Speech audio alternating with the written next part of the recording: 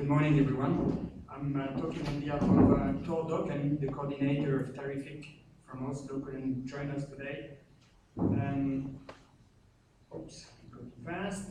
I got 2 slides, then we're going to save some time today. Terrific, the aim of it is to provide and disseminate tangible evidence of the performance of the isometric approach in comparison to traditional ones in 4 important applications, and also address the interoperability and other issues that necessarily arise in a large-scale industrial introduction of isogeometry. Partners are in the field of producing wheels for trains. Another partner is in deep painting of car bodies. Another one in aircraft industry for CFD analysis, for the cooling device you have on top of you when you're in an aircraft. And the last one would be maybe in machining operations to check the application of isogeometry. So the global approach is to align CAD, CAM, and FEA by replacing standard FEA by splines, NURBS, elements, introducing higher order methods and increasing smoothness between elements. The goal here also is to show our software developers that are used to mesh types of business that the isogeometry can do the work as nicely or better with better accuracy and at least same speed. Oops. So the process, you have a CAD model, you want to get watertight NURBS-based CAD model adapted to block structure, analysis of suitable NURBS upgraded, and analysis performed at the end with NURBS-based volumetric elements. And the part that is shown here is the first version of the demo part that was requested during the last review meeting. And there we have everything relevant to the project. We have the FEA, well, you can recognize here the colors. We have the deep painting, well, before we'll machine the part.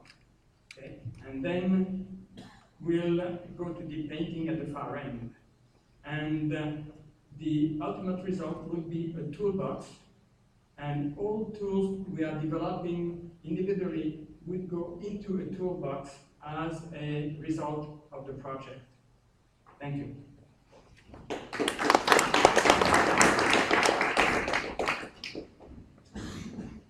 So, this project is a project.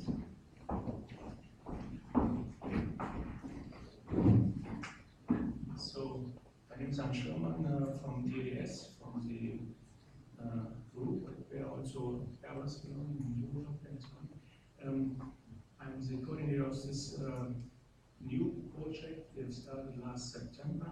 This is project, it's called Adaptive Production Management, and we are dealing with the challenges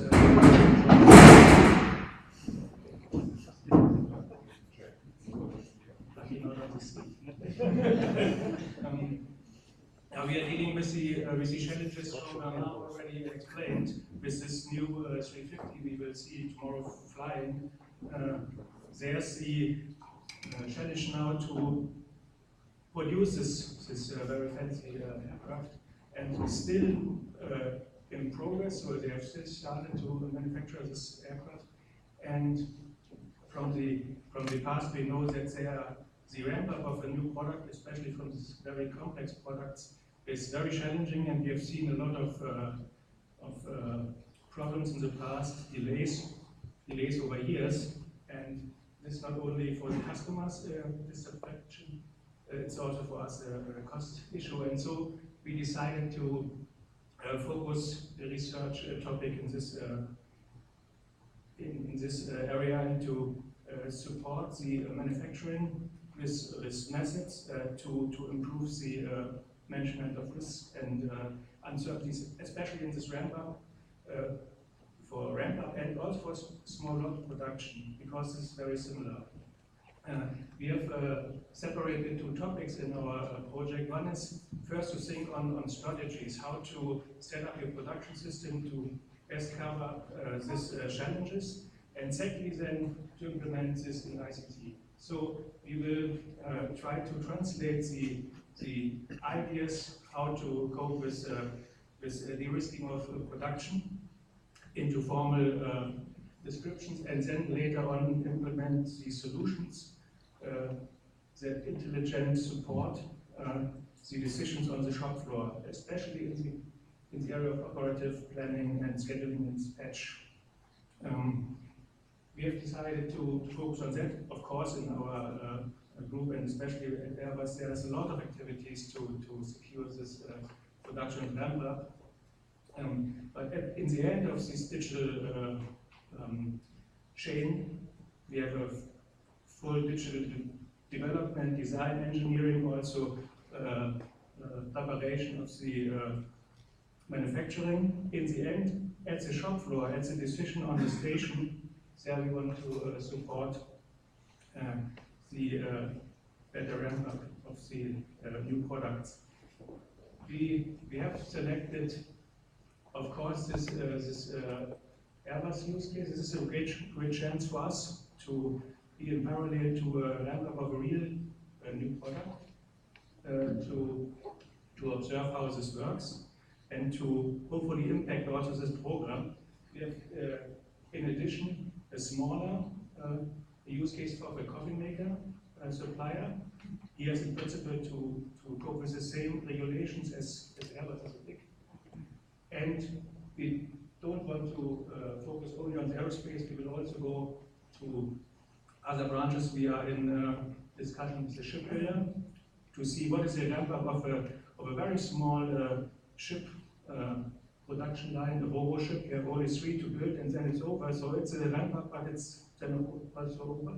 And totally different from this very small complex products bunch semiconductors. So they have hundreds of different products as an example, and some hundreds of ramp up per year. So it's different, but we hope that we can cope with our approaches also in these areas. And we have a pre-selected technology we want to apply. This is a multi-agent system-based distributed scheduling.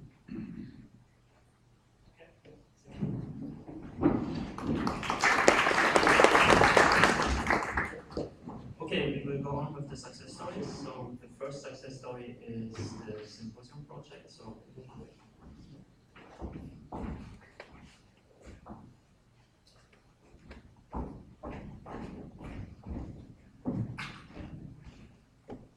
morning, everybody. So my name is Steve Marot from CEA. I am the coordinator of the SIMPOSIUM project.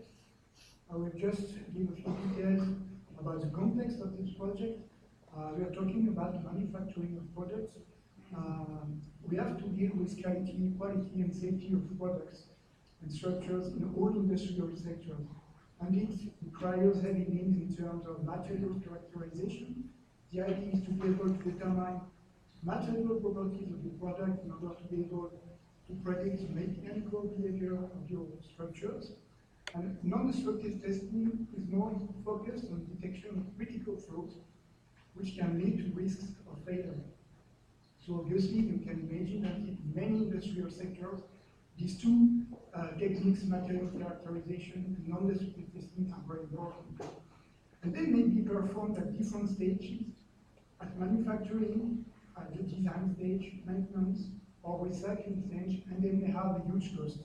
And for instance, some very small and specific composite parts, the testing of these parts may go up to 50% of the product. So there are some needs for innovative and low-cost techniques based on simulation rather than full experimental content. So which material characterization and then technique will be evaluated in this project?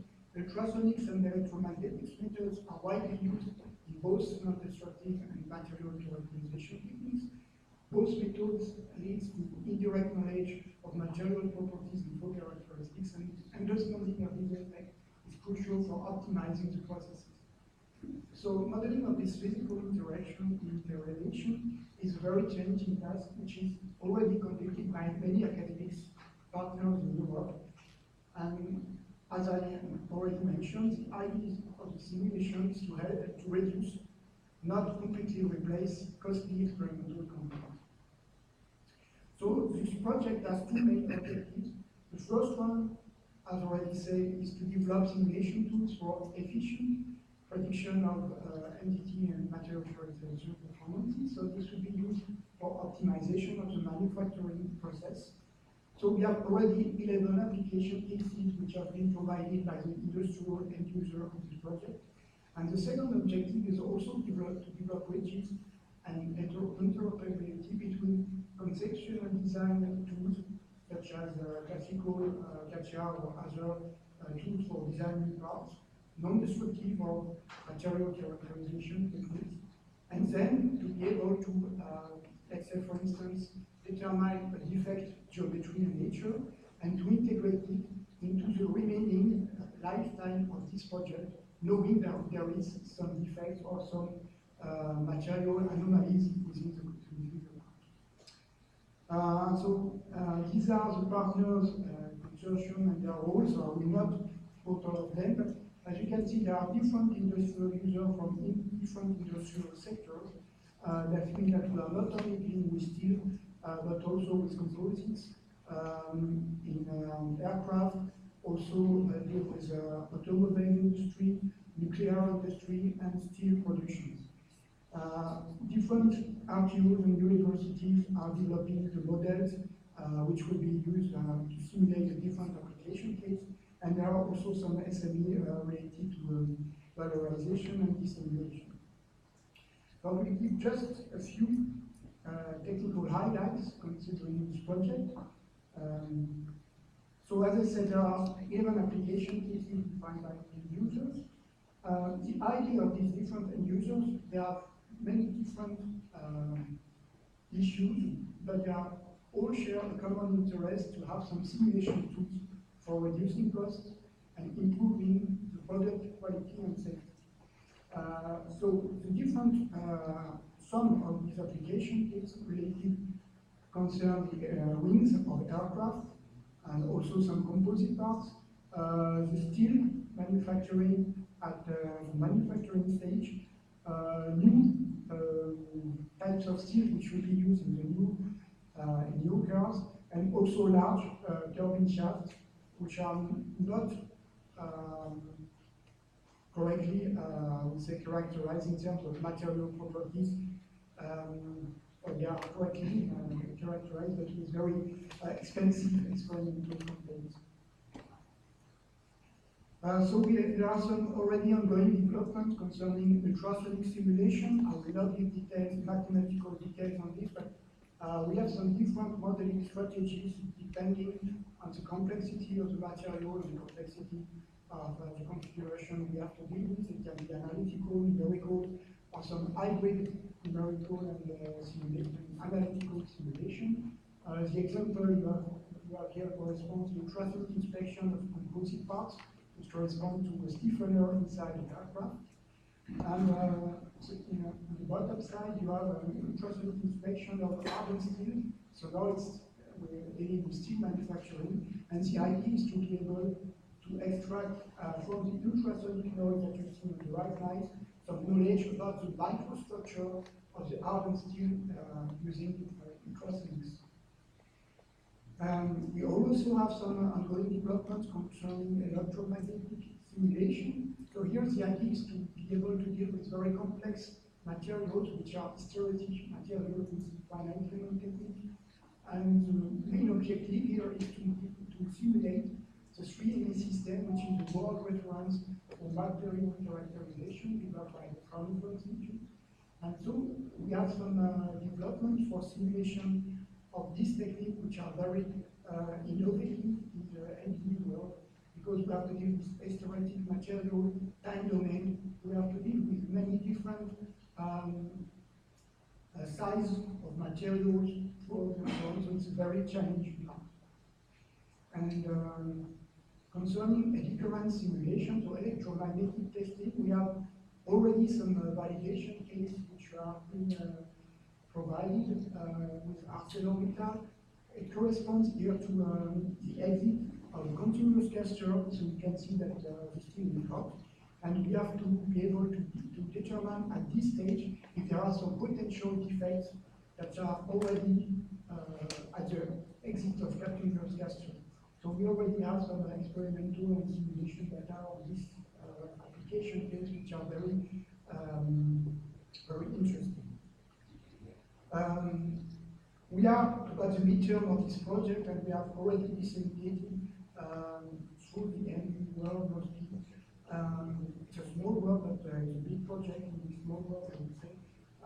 We have about 25 publications and communication in destructive and material characterization conference, both driven to academic and also applied conferences. So what's next now? We are going to finalize the simulation codes that are ongoing development concerning ultrasonics and currents and 3MA simulation for material characterization. We are going to validate and to apply the simulation codes for all end-user cases. And we also plan to have some dissemination of these results through the web. So not only some, I would say, commercial view of the developed code, but also some developments of interactive tools so that one user through internet will be able to play with the developed simulation code and to have some interactive visualization of the simulation results. So that's all. Thanks for your attention.